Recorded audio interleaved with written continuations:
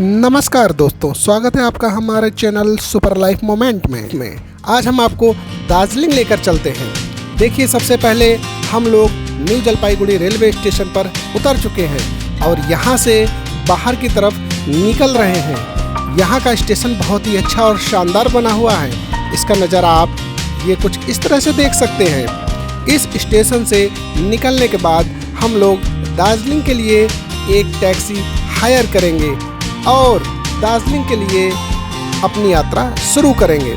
लीजिए, हमने एक टैक्सी हायर कर ली है और हमारा सफ़र लगभग शाम 4 बजे स्टार्ट होता है दार्जिलिंग के लिए और हम लोग चल पड़े हैं सुंदर सुंदर नज़ारे लेते हुए दार्जिलिंग की ओर।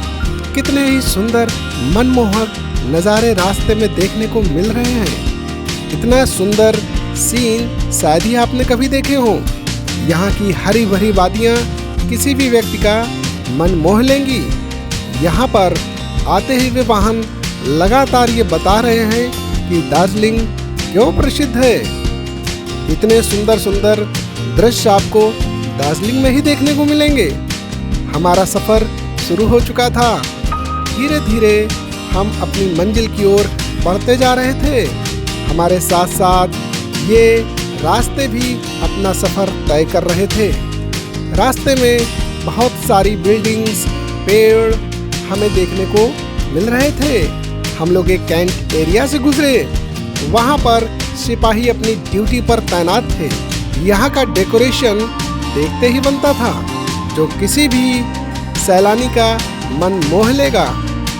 सफ़र हमारा जारी था। हम लोग रास्ते का आनंद लेते हुए आगे बढ़ रहे थे और तभी हम लोग वाइट ब्लू कॉम्बिनेशन के एक ब्रिज से निकले, जो कि बहुत ही सुंदर दिखाई दे रहा था।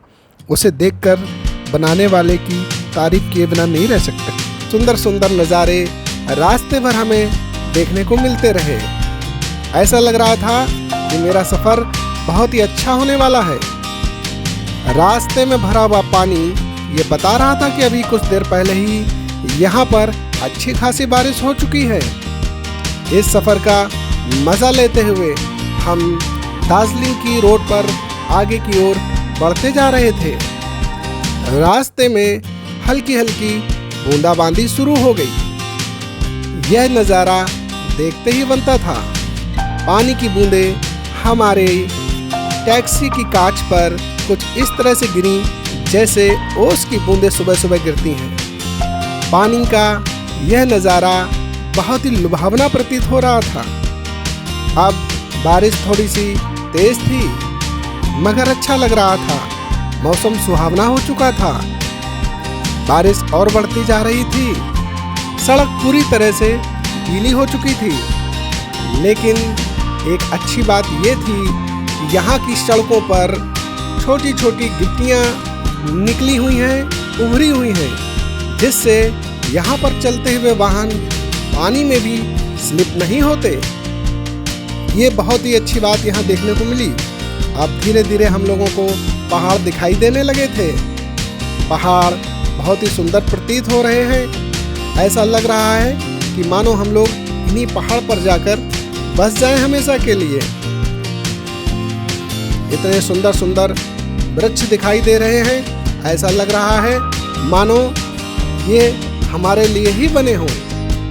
जी हाँ, यहाँ भरपूर ऑक्सीजन होगी। इसीलिए तो हमें वृक्षारोपण अत्यधिक करना चाहिए।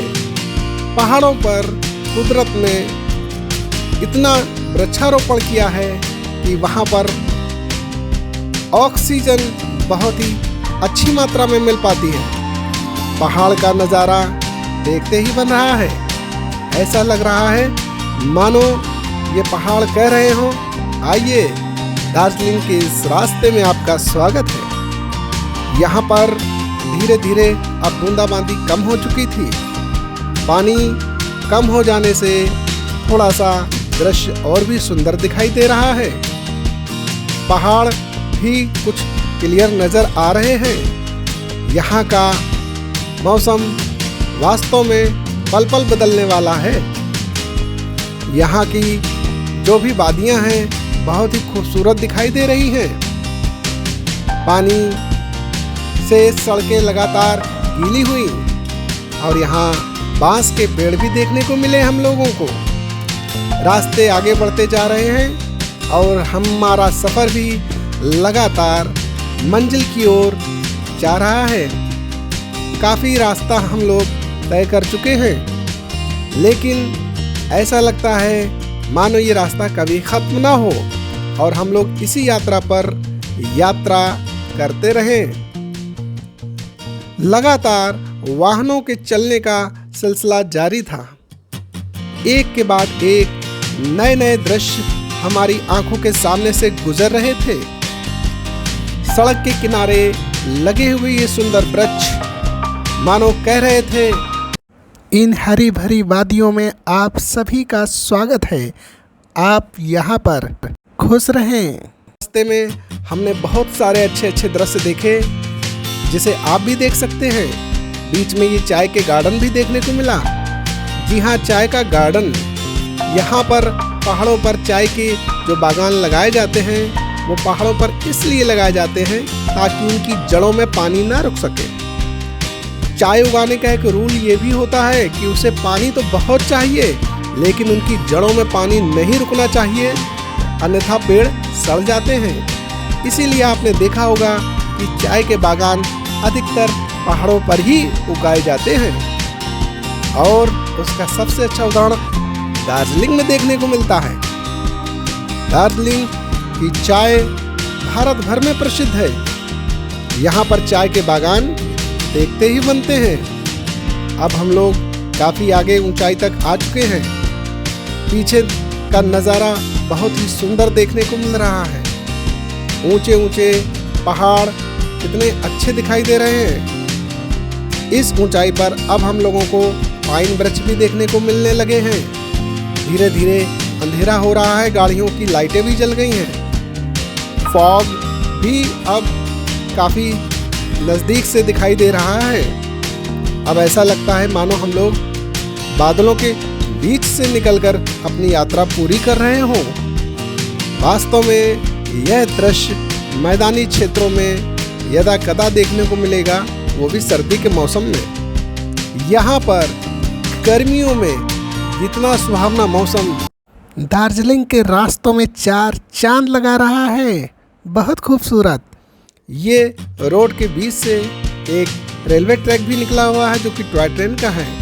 अब हम लोग लगभग दार्जिलिंग की सीमा में प्रवेश कर चुके हैं। यहाँ पर काफ़ी रस है, जिसके कारण वाहन एक दूसरे के पीछे लाइन से लगे हुए हैं जो धीरे धीरे चल रहे हैं। आखिरकार हम अपनी मंजिल पर पहुँचे। ये रेलवे ट्रैक देख रहे हैं जो कि टॉय ट्रेन का है, जो सुबह 10 बजे न्यू जलपाईगुड़ी से निकलकर शाम 5 बजे दार्जिलिंग पहुँचा देती है।